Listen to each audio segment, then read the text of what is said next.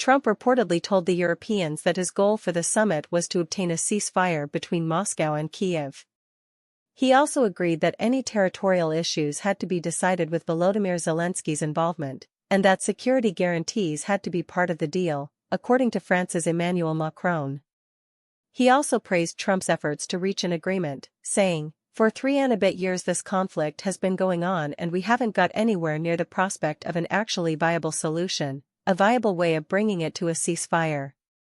End Israel's weaponisation of Gaza aid. 100 groups say 31 minutes ago. Share Save James Chater BBC News. Share Save EPA. More than 100 organizations have signed a joint letter calling on Israel to stop the weaponisation of aid into Gaza, as starvation deepens.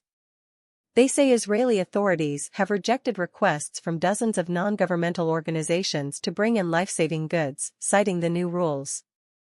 The new guidelines introduced in March update the framework for how aid groups must register to maintain their status within Israel, along with provisions that outline how their applications can be denied or registration revoked.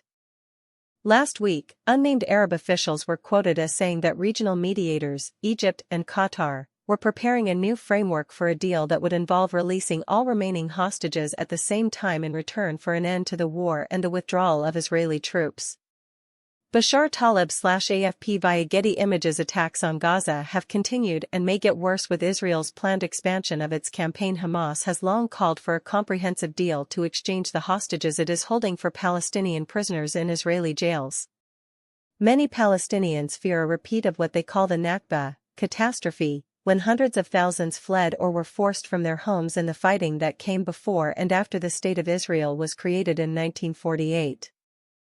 Lawyers acting on behalf of the First Lady, who married U.S. President Donald Trump in 2005, described the claim as false, disparaging, defamatory and inflammatory. First Lady Melania Trump has threatened to sue Hunter Biden for more than $1 billion after he claimed she was introduced to her husband by sex offender Jeffrey Epstein. In a recent interview with U.S. outlet The Daily Beast, Wolf reportedly claimed that the First Lady was known to an associate of Epstein and Trump when she met her now husband. "I'm a born rebel," he told the BBC in an interview in 2020, hours before he was charged. He was 12 years old when he fled his village in mainland China, arriving in Hong Kong as a stowaway on a fishing boat. Reuters Lai is among the most prominent people charged under Hong Kong's controversial national security law as China responded by threatening to shut his stores on the mainland, leading him to sell the company. Lai launched a string of popular pro-democracy titles that included Next, a digital magazine, and the widely read Apple Daily newspaper.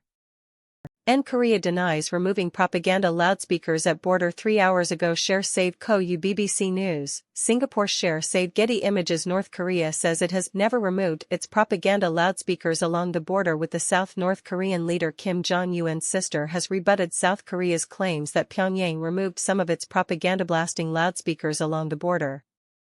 North Korea has never removed the speakers and are not willing to remove them, Kim Yo-jong said in a statement published by state media KCNA on Thursday. "We have clarified on several occasions that we have no will to improve relations with South Korea," she said, adding that this stance will be fixed in our constitution in the future. "They have nothing to do with the army or its paramilitary rival, the Rapid Support Forces. This may be the only meal these children get for a day." The hunger crisis is compounded by a surge of cholera sweeping through the squalid camps of those displaced by the fighting, which escalated this week into one of the most intense RSF attacks on the city yet. It is caused by polluted water and has killed hundreds in Sudan, triggered by the destruction of water infrastructure and lack of food and medical care, and made worse by flooding due to the rainy season. Australia and Vanuatu agree to $328 million security and business deal. Vanuatu says the deal is a win-win situation for both countries. The deal, to be officially signed in September, comes as Australia tries to grow its influence in the region, to counter China's increased spending and power. The so-called NACAML agreement, the result of months of negotiations, will transform Australia's relationship with its Pacific neighbour, leaders from both countries said on Wednesday. Vanuatu's Prime Minister Napat said the agreement will bring a lot of great benefits between the two countries, whether it be the security agreement, economic transformation, with some specific focus on the mobile labour mobility and financial support. The law will benefit hundreds of members of the armed forces, police, and self-defense committees accused of crimes committed between 1980 and 2000. Dina Boluard enacted the measure that was passed by Congress in July, despite an order from the Inter-American Court of Human Rights to suspend it pending a review of its impact on victims. He is the fifth former president to be jailed in corruption investigations. Evacuations in Alaska after glacial melt raises fears of record flooding 16 hours ago. Share save Anna Faggy and Mark Pointing. BBC News. Share save watch. Time-lapse captures rising glacial lakes in Alaska. Some Alaskans are evacuating their homes as meltwater escapes a basin dammed by the Mendenhall Glacier, raising fears of record-breaking flooding in the U.S. state's capital city. The National Weather Service, NWS, office in Juneau has issued a flood warning as glacial outburst water flows into Mendenhall River, putting homes in the area at risk. For days, local officials have warned residents they may be forced to evacuate. Wildfire menaces major Greek city as heatwave grips Europe. 12 hours ago. Share save Nikos Papanikolaou and Rachel Hagan. Patras and London. Share save watch. Wildfire approaches horse enclosure in Greece. A major city in western Greece is under threat from fast-moving wildfires as extreme heat and strong winds drive blazes across much of southern Europe. Entire villages have been emptied, homes and businesses destroyed and hundreds of vehicles incinerated, including more than 500 cars at a customs yard. Reuters. The fire destroyed a tavern in Kaminia, near Patras. The streets of Patras were deserted on Wednesday, save for some residents watching in silence as the fires descended from the surrounding mountains. U.S. National Guard troops have begun appearing on the streets of Washington, D.C., a day after President Donald Trump deployed the troops to the city and took control of its police force as he argued violent crime was out of control.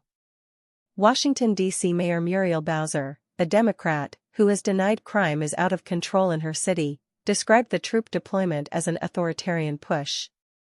FBI data has also indicated a drop in crime in Washington, D.C. last year, a more modest decrease of 9%. 3 Colombian soldiers killed in attack with explosive-laden drones 15 hours ago. Share save Vanessa Bush Schlitter. BBC News. Share save Colombian Army. The army paid tribute to the 3 men killed in the latest drone attack. 3 soldiers have been killed in a drone attack in southwest Colombia, which authorities have blamed on a dissident rebel group. The devices dropped explosives on members of Colombia's Navy and Army, who were manning a checkpoint on the Naya River. 4 other members of the security forces were injured in the attack.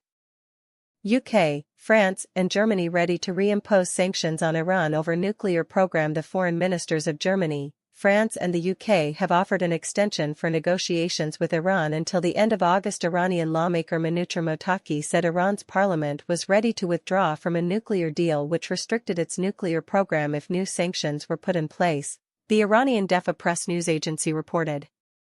The E3 said they had offered to extend a deadline for negotiations to the end of August, which they said Iran has not replied to.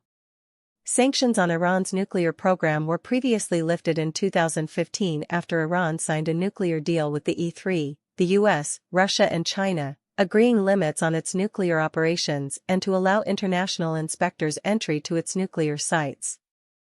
A day earlier, dozens of opposition leaders, including Congress Party leader Rahul Gandhi, were briefly detained by the police in the capital Delhi, as they tried to march to the Election Commission of India's ECI headquarters. The Congress leader says his party lost at least 48 seats in the elections due to such irregularities and has accused India's election body of failing to enforce the one man, one vote principle. Getty Images. Gandhi cited constituency data to allege large-scale poll manipulation. What have the ECI and BJP said? Wife of South Korea's jailed ex-president arrested. Watch. South Korea's former First Lady arrives at detention center. The wife of South Korea's jailed former president, Yoon Suk-yeol, has been arrested over a raft of charges, including stock manipulation and bribery. Former First Lady Kim Ki-yeon denied all charges during a 4-hour court hearing in Seoul on Tuesday. But the court issued a detention warrant, citing the risk that she may destroy evidence. Putin reaffirms friendship with North Korea before Trump talks. 1 day ago. Share save Stuart Lau. BBC News. Share save Sputnik/EPAFE/REX/Shutterstock. Russian President Vladimir Putin has reaffirmed his friendship with North Korean leader Kim Jong-un, ahead of his talks with Donald Trump on Friday. It also comes as the BBC reported the slave-like condition facing thousands of North Korean workers sent to Russia to take part in construction projects. This week, Russia has been making fresh military advances in Ukraine, leading to a sudden thrust near the eastern town of Dobrapilya and advancing 10 kilometers 6 miles in a short period of time. French President Emmanuel Macron has acknowledged the violence committed by his country's forces in Cameroon during and after the Central African nation's struggle for independence. Tens of thousands of people were killed between 1956 and 1961, the historian's report said. He added that France had done too much harm to Cameroonians.